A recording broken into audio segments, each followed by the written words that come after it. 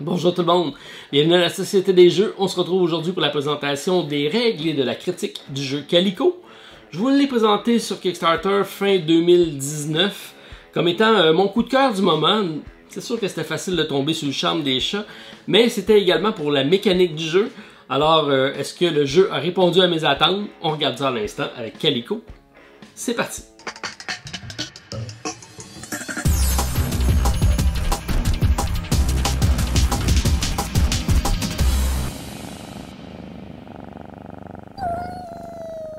Alors, si on regarde le jeu Calico, c'est un projet Kickstarter présenté fin novembre 2019 avec belle réception. On parle de 6724 contributeurs et plus de 265 000 $ d'accumulés.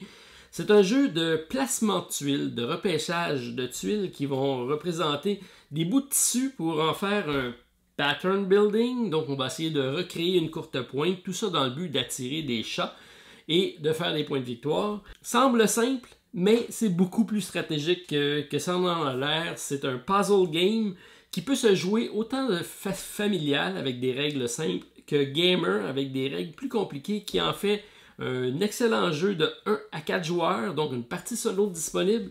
Alors beaucoup de plus pour atteindre un large public. C'est donc de l'auteur Kevin Ross qui nous est arrivé sur Kickstarter avec la compagnie Flat Out Game, et ça a été édité chez AEG. C'est la même équipe qui était derrière le jeu Salade 2 points. Alors, un jeu qui a connu un bon succès, qui effectivement a atteint un large public. Et là, on arrive avec la même clientèle cible, mais peut-être même en allant chercher un peu plus le gamer, puisqu'il y a plusieurs variantes dans le jeu. On a également une variante solo, ce qui est un must pour nous à la Société des Jeux. Et en plus, on a amélioré grandement l'esthétique du jeu. Salade 2 points était un peu sec comme légumes. Et là, on arrive avec des chats, donc c'est sûr que ça va plaire à un grand public. Si on regarde au niveau du jeu en tant que tel, donc je vous fais un bref survol des règlements. Je vous explique les différents types de variantes qu'il y a au niveau du jeu. Et je termine avec ma critique du jeu, proprement dit. Donc, ce que j'ai ici, c'est la version Kickstarter. C'est présentement seulement en anglais, mais sachez que ce sera disponible en français grâce à Lucky Dog Games, qui devrait arriver plus tard dans l'année, et ça sera également disponible au Randolph ici au Québec. Les livres de règles sont toutes assez simples, mais assez jolis, avec nos illustrations de chats. Et donc, on regarde les différentes composantes. On a ici nos plateaux de joueurs. Donc, on a des plateaux à double épaisseur. Ça, c'est bien. Et ils ont pris la peine de les mettre suffisamment épais pour pas que ça gondole. Alors, bien apprécier tout ça. On a ici les fameux chats, puisque ça va être nos objectifs de partie. On va toujours avoir 3 chats de disponibles à chaque partie. On peut les différencier avec ici les petits points, donc 1, 2 et 3. C'est les degrés de difficulté, si on veut, du chat. Chaque chat a 2 côtés. Et c'est les objectifs différents qu'on va avoir à atteindre. C'est ici les points de victoire qu'on va faire si on réussit à attirer ces chats-ci parmi nous. Donc, chacun des chats, des minous, ont également donc des noms. Ici, on a Millie, Remy, Kylie et Tibi. Donc, tout en I ici pour les plus faciles. Donc, de 3 et de 5 points. Donc, au début de la partie, on va s'en prendre un de chaque. Donc, un avec un dot, 2 dots et 3 dots. Ici, j'ai la variante, le Kickstarter. Donc, on avait un chat supplémentaire plus difficile avec Luna et Shopcat. C'est une mécanique un peu différente de celui-ci, mais il n'est pas dans la version retailer, sachez-le. Donc, pour moi, c'est un extra que j'ai eu avec la campagne Kickstarter. Sinon, de base, on a 5 chats, mais comme c'est recto-verso, ça nous fait 10 possibilités. Comme on en met seulement 3 à chaque partie, ça va quand même créer une belle rejouabilité. Donc, certains chats vont avoir des patterns à refaire, donc un agencement de tuiles de patch pour l'attirer. Et d'autres chats, ce sera tout simplement une somme de tuiles qui se touchent ensemble, qui vont les attirer. Donc, c'est la façon qu'on va déterminer donc, les chats qu'on va utiliser. Donc, Romy ici a besoin d'une suite de 3, des patterns qui sont ici. Donc, on a ici les tuiles qui sont neutres, qui représentent les 6 configurations de tissu qu'on va avoir. Et tout ça se fait en 6 couleurs différentes. Donc, c'est 6 x 6, 36. Ça fait beaucoup de combinaisons quand même. Pour attirer Romy, ça me prend soit des fleurs ou soit des fougères, si on veut. c'est avec un agencement de 3 en ligne droite, mais ça peut être de toutes ces formes différentes, donc ça peut être vertical ou horizontal, ça n'a pas d'importance. Et dès qu'on réussit à faire une configuration comme ça, on va récupérer un des chats ici et on va aller le mettre sur notre pattern qu'on va avoir recréé et éventuellement, bon, on va faire 5 points de victoire à la fin de la partie. Alors, c'est la façon d'attirer nos chats. Tout simplement, c'est comme ça que ça fonctionne. Alors, au début de la partie, on va toujours avoir 3 chats différents et on va distribuer aléatoirement les fameuses tuiles de configuration. Tout ça, c'est neutre, ça n'a pas vraiment d'importance au début de la partie puisque c'est lorsqu'on va jouer que tout ça va prendre son sens. Alors, on a nos chats qui vont nous permettre de faire nos points de victoire. On a chacun notre plateau de joueurs. On a chacun aussi nos 6 tuiles d'objectifs. On a tous les mêmes. Alors, dans une partie normale de débutant, on va avoir une configuration déjà de préétablie pour commencer la partie, donc de façon simple. Donc, ils nous font une mise en place pour commencer à apprendre le jeu. Sinon, la façon standard d'y jouer. Et la façon standard, c'est qu'on va avoir nos 6 tuiles. On va tout simplement les mélanger. On va en prendre 4 parmi le lot ici. On va les dévoiler et on va en choisir 3 parmi ces-là pour les installer dans des endroits prédéterminés. Donc, on va en choisir tout simplement 3 comme ça qu'on va pouvoir mettre. Je vais vous les montrer ici pour vous donner les explications des différentes tuiles. Lorsque j'ai choisi, je peux y aller avec ma configuration de base. Donc, les autres seront remis dans la boîte. On ne va pas les prendre. Et si on regarde, c'est tout simplement la façon qu'on va pouvoir marquer nos points. Autour de chacun de ces hexagones-là, on a différents emplacements. Et on va devoir repêcher des tuiles de patch pour pouvoir les mettre sur notre plateau et faire les combinaisons qui sont ici. On n'est pas obligé de les faire, ce n'est pas une obligation, c'est juste la façon de marquer des points. Pour ici, cette tuile-ci, j'ai 3 tuiles identiques A et 3 tuiles identiques B. Donc ça peut être n'importe quel tissu qu'on va prendre. Donc je pourrais décider d'y aller avec celui-ci et de me faire 3 tuiles avec des points. Et éventuellement, si je mets celui-ci ici, je pourrais dire, je vais essayer d'en faire 3 autres ici avec des feuilles pour compléter mon objectif. Si je fais l'objectif avec une des 2 contraintes, la contrainte étant soit le tissu ou soit la couleur du tissu. Donc ça pourrait être 3 tuiles mauves et 3 tuiles bleues, ou 3 tuiles à point ou 3 tuiles d'un autre pattern.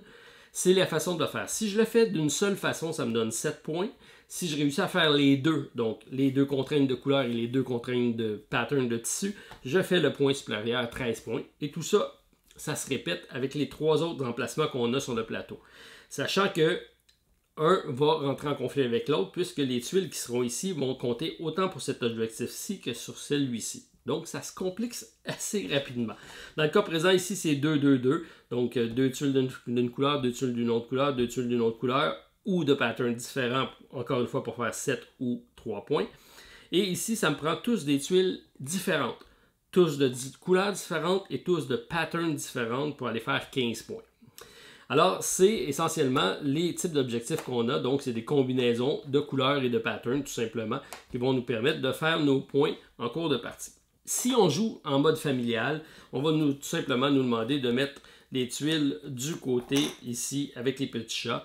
Et on ne fera pas de points avec les objectifs, on va juste aller faire les points avec les chats. Donc, c'est beaucoup plus simple à jouer, moins casse-tête, puisque ça devient du côté que je vais appeler avancé ou gamer, très stratégique. On se casse la tête assez vite pour pouvoir trouver la solution. Au début, ça va bien, mais éventuellement, on a un petit problème qui s'installe. Autre façon de faire des points, on a ici des fameux boutons, donc des boutons de différentes couleurs, et on a ici la référence. Donc ici, si j'ai le mauve, ben, on voit ici que c'est un petit champignon.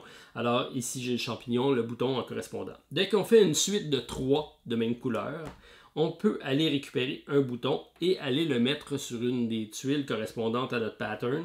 Et éventuellement, on voit ici ces 3 points de victoire qu'on réussit à faire. Tout ça, on va le répéter. On ne peut pas avoir par contre 2 suites qui vont se coller. Donc si je fais tous des verts ici et j'en ai 6, mais ça compte seulement pour une série. Il faut que je les sépare les unes des autres pour pouvoir faire 2 séries séparées.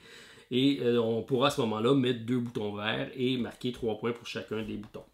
Si je réussis à avoir tous les boutons présents sur mon plateau, À ce moment-là, j'ai gratuitement un bouton arc-en-ciel puisque j'ai réussi à tous les mettre et c'est un 3 points de bonus qu'on va réussir à les mettre sur notre plateau. Les boutons comptent pour 3 points qu'on peut multiplier. Les chats comptent pour le nombre de points selon le type de chat qu'on a. On peut en avoir autant de chats qu'on fait de combinaisons possibles. Et éventuellement, nos objectifs vont avoir 2 types de points. Donc, on a 3 façons de marquer les points, mais tout ça rentre en conflit les uns avec les autres, et c'est là que ça se complique. Comment on fait tout ça? Donc, lorsqu'on a choisi nos tuiles de départ, on va tout simplement déposer ici dans le centre de la table 3 tuiles qu'on va avoir piochées aléatoirement dans ce sac-ci. Donc, on a beaucoup de tuiles. Je pense qu'on en a plus d'une centaine de tuiles qui vont représenter donc toutes les 6 couleurs différentes et les 6 patterns différents. Alors, sachez qu'ils sont tous présents plusieurs fois même dans le plateau. Comme je vous ai dit, si on en a une centaine, on va en avoir au moins 3 de chaque, j'imagine. Alors, on a une offre ici qui commence et chacun des joueurs va commencer avec 2 tuiles en sa possession. Donc, c'est mes 2 tuiles de départ. C'est la façon qu'on va jouer.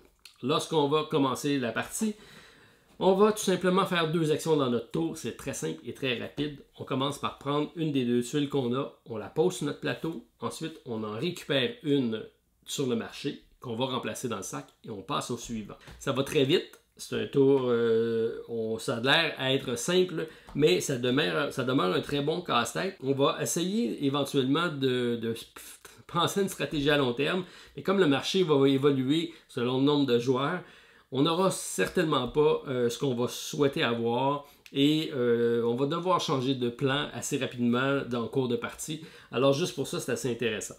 Sachez qu'on a également tout au long du parcours ici, sur ce qu'on appelle une courte pointe, des symboles qui sont déjà présents et ces symboles-ci comptent. Donc, si je décide d'aller mettre mon bleu qui est ici, ben, j'ai déjà 2 bleus ici qui sont un à côté de l'autre. Je pourrais éventuellement ici aller en mettre un autre pour faire une série de 4. Donc, je vais avoir réussi à aller me chercher un bouton. Et en plus, ici, j'ai 2 symboles identiques. Et on voit ici que pour attirer remis, ça me prend une ligne de 3 symboles identiques. J'en ai déjà 2 sur 3. C'est bon. Donc, la tuile qui est ici, même les partiels comptent. Alors, c'est à prendre en considération. Alors, ce que je peux faire, donc, j'ai joué ma tuile. Je vais tout simplement me ramasser une autre tuile ici en pensant de dire, ben, je vais pouvoir aller éventuellement faire ma série de 3 prochains tours. J'ai terminé mon tour, je pioche une autre tuile que je vais remplacer ici. Et le joueur qui va suivre dans l'ordre du tour va tout simplement jouer. Comme à chaque tour, on joue une tuile et on pioche une tuile, mais lorsque le plateau est rempli, tout le monde va l'avoir rempli en même temps et la partie va se terminer.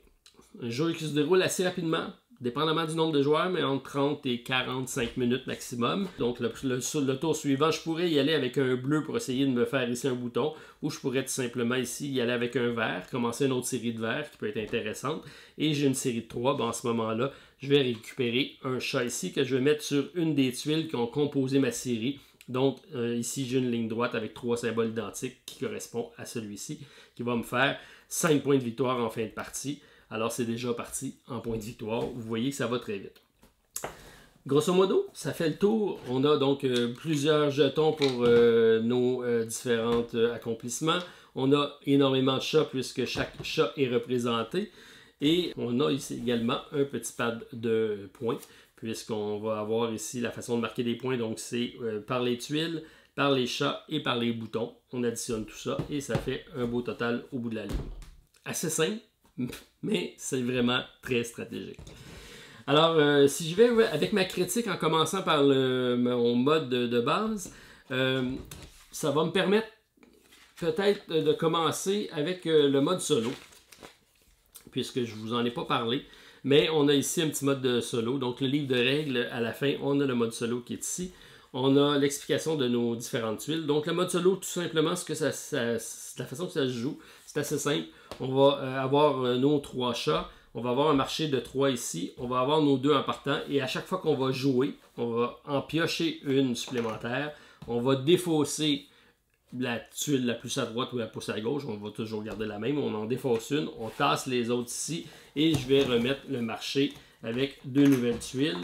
Et on y va comme ça en accélérant le jeu. Donc ça se joue très très rapidement en solo. Vous allez dire oui, mais c'est assez simple. Mais ce qui complique la chose, c'est vraiment ici à la fin, on a des scénarios. Donc, si on regarde ici, on a différents types d'achievements. Donc, j'ai 4 pages au complet ici d'accomplissements qu'on peut faire par joueur pour devenir un Quilt Master. On a ici dans une partie normale différents objectifs qu'on peut faire, qu'on va venir avec des cases à cocher. On a d'autres restrictions ici. Et le plus intéressant, c'est les scénarios. Donc, en solo, on peut avoir différents scénarios. Donc, le premier ici, on nous dit les tuiles qu'on a à poser, les chocs qu'on a à mettre, le score à battre, 58 et plus. Et il faut avoir minimalement ici un bouton type arc-en-ciel pour remporter la partie.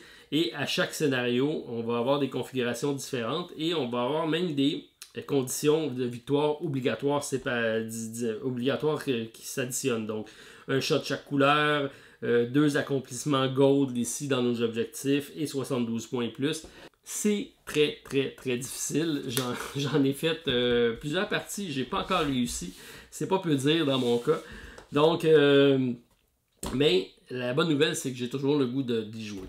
Alors, si j'y vais avec donc l'appréciation, ma critique du jeu rapidement, qu'on a matériel avec un plateau de double épaisseur ici. On en a pour le nombre de joueurs requis. Donc, comme on vous a dit ici, c'est un jeu de 1 à 4 joueurs, 30 à 45 minutes, 14 ans et plus. Mode familial, on peut probablement descendre en bas de 10-12 ans probablement. Mais c'est très stratégique quand même. Alors, donc, beau matériel, belle qualité, belle épaisseur. Tout ce qu'on a ici, c'est super bien fait. Le petit sac, très beau, très génial. J'ai hâte de voir si la production retail sera la même, mais je pense que oui. Alors, j'ai mis un 5 sur 5 au niveau du matériel. Au niveau des règles, encore une fois, super bien illustré. Donc, on a ici le matériel. On a ici les configurations d'une partie de débutant et d'une partie standard. La description d'un tour de jeu. Comment les configurations qui font que ça fonctionne ou que ça ne fonctionne pas. On a beaucoup d'exemples, ça c'est super bien. Même chose pour les chats, savoir comment ça fonctionne. Les boutons. On a ici la façon de compter les points et la variante en famille, 2 joueurs et solo. Tout ça en 8 pages. Si on enlève la mise en place et les composantes, c'est très très succinct comme règle, ça se comprend assez rapidement. On a l'explication des différents chats, l'explication des différents objectifs, comme on vous a présenté les achievements ici, les scénarios, et ce qui est génial, on a même la présentation des fameux minous. Donc, c'est tous des chats qui existent et on en fait ici le petit pedigree. Je trouve ça très, très intéressant et très accrocheur. On a vraiment visé pour aller chercher un large public et ça fonctionne très bien. Donc, règle encore très simple, j'ai mis un 4 sur 5. Mise en place, vous avez vu, c'est juste de choisir nos bons chats, de choisir nos objectifs. Ensuite, on a tout ça dans le sac et c'est parti. Donc, ça se fait rapidement. 4 sur 5 pour moi. Au niveau artistique, bon, c'est sûr que c'est très mignon. Les illustrations de Beth Sobel sont superbes, bien illustrées. Donc, tout ce qui est chat, c'est génial. Les patterns, ça reste très thématique. On en a différents modèles. C'est sûr que, bon, c'est pas là-dessus que le jeu va se démarquer, mais même moi qui est légèrement colorblind, donc daltonien, j'y trouve mon compte, je suis capable de retrouver assez aisément par rapport à ces couleurs-ci, donc ça se passe bien. Et le fait d'avoir des patterns, ça aussi, ça va bien. On a également des petits icônes pour différencier au niveau des couleurs. On peut avoir également le rappel des fameux boutons, donc ça nous permet de différencier les différentes tuiles, donc ça c'est super bien aussi. Alors j'ai mis un 7 sur 10 au niveau artistique. La thématique, bon, courte pointe, des chats qui vont se coucher sur une couverte, c'est très mignon. Des boutons qu'on ajoute sur la courte pointe, c'est plus une façon de faire des points supplémentaires, mais ça fonctionne bien quand même. Alors c'est un peu générique comme thème, mais on a fait de quoi qui était accrocheur et pour ça c'est réussi. Donc au niveau de la thématique, j'ai mis un 3 sur 5. Au niveau des mécaniques, les contraintes d'objectifs, le fait que les objectifs vont rentrer en conflit les unes avec les autres, les différentes façons de marquer, les chats qui ont différentes possibilités donc de marquer des points, tout ça fait en sorte que c'est assez stratégique. Donc les mécaniques fonctionnent très bien. Et c'est même au niveau du solo, c'est assez difficile pour dire que on va être obligé de jouer souvent pour essayer de bien maîtriser le jeu. Alors, je lui ai mis une bonne note au niveau mécanique allemand de 8 sur 10. Originalité, l'accessibilité du thème, c'est ce que je trouve intéressant. Et c'est un jeu qui est très facile à expliquer. On peut le montrer à différents types de personnes, autant des gamers que des personnes qui commencent dans le jeu de société. On a la variante familiale qui rend le tout très accessible, somme toute. Donc, au niveau originalité, je trouve ça très bien. Alors, j'ai mis un 4 sur 5. Déroulement, c'est très rapide. Une pièce à poser, une pièce à piocher. On passe au prochain. Très, très, très rapide. Une belle interaction au niveau du marché. Donc, le fait d'avoir 3 tuiles de disponibles et de regarder les autres. On n'a pas vraiment le temps, ça se passe assez rapidement. Avec les objectifs, c'est très contraignant. Alors, on va essayer de focuser sur nos objectifs à nous, je pense. Beau déroulement, j'ai mis un 5 sur 5. Rejouabilité, comme on a dit, 5 shots, double côté, ça fait 10 au total. On a 6 patterns donc, à faire et en plus 6 couleurs, donc ça c'est bien. On a différentes façons de marquer des points avec nos boutons également. On a nos cartes objectifs ici, on en a 6, on en utilise seulement 3 dans la partie, alors ça aussi c'est bien. Ça fait une belle rejouabilité à mon avis, même le solo avec les différents achievements, les différents scénarios. Super à ce niveau-là. Donc j'ai mis un 9 sur 10 au niveau rejouabilité. Pour ce type de jeu-là, c'est quand même surprenant parce que j'ai fait énormément de parties et c'est jamais pareil d'une fois à l'autre. Alors la bonne nouvelle, j'ai le goût de rejouer. Iconographie, vous avez vu, aucun texte, ce n'est que dans les règles qu'on a l'explication avec des mots, mais le reste, tout le jeu, on n'a pas besoin d'une version anglais ou français, ça se joue seulement avec l'iconographie. Je dirais la seule place qu'on a un peu d'informations, c'est ici. Le reste, c'est des couleurs. Ça reste très simple. 5 sur 5 iconographie. Pointage, c'est varié. 3 types de pointage possibles, mais ça reste simple. Les parties restent serrées. Alors ça, c'est bien. 4 sur 5. Et plaisir d'y jouer. Je me surprends moi-même. Donc, j'ai mis une partie... Mon point de référence, c'est quand j'ai terminé de jouer. J'ai le goût d'en faire un autre, surtout parce que j'ai perdu et que c'était compliqué. Mais le fait de vouloir en faire une deuxième tout de suite après, pour moi, c'est très bon signe. Alors, j'ai mis un 25 sur 30, ce qui fait une note globale de 83%. Pour moi, c'est une excellente note. Si vous connaissez mon système de pointage, tout ce qui dépasse 80, ça le place dans des très très bons jeux. Alors, je suis le premier surpris, puisque... c'est pas un fantasy, il n'y a pas aucune arme, c'est un jeu grand public avec des chats et une courte pointe, mais somme toute très efficace et surtout beaucoup plus stratégique qu'il en a l'air. Alors pour ça, moi j'ai mis une bonne note. Alors c'est probablement le jeu qui représente le mieux ce qu'on voit souvent dans les publicités Kickstarter, donc easy to learn, hard to master, donc facile à apprendre mais difficile à maîtriser. Et c'est vraiment ce type de jeu-là. Alors, si vous aimez les puzzle games, les jeux stratégiques, dans lesquels il y a quand même beaucoup de profondeur, beaucoup d'interaction avec le choix des tuiles, mais un beau gameplay rapide, fluide. Je pense que vous allez y trouver votre compte. Et en plus, ça arrive en français grâce à Lucky Dog Game. Alors, à mettre sur votre liste d'achat si c'est quelque chose qui vous intéresse avec Calico. Moi, j'ai bien aimé. Alors, pouce en l'air si vous avez apprécié. Commentaire à la vidéo. Vous voulez voir une démonstration d'une partie solo peut-être, vous me le faites savoir puis je mets ça sur ma liste. Alors c'était ma présentation. Hâte de vous lire. Bye tout le monde. À la prochaine.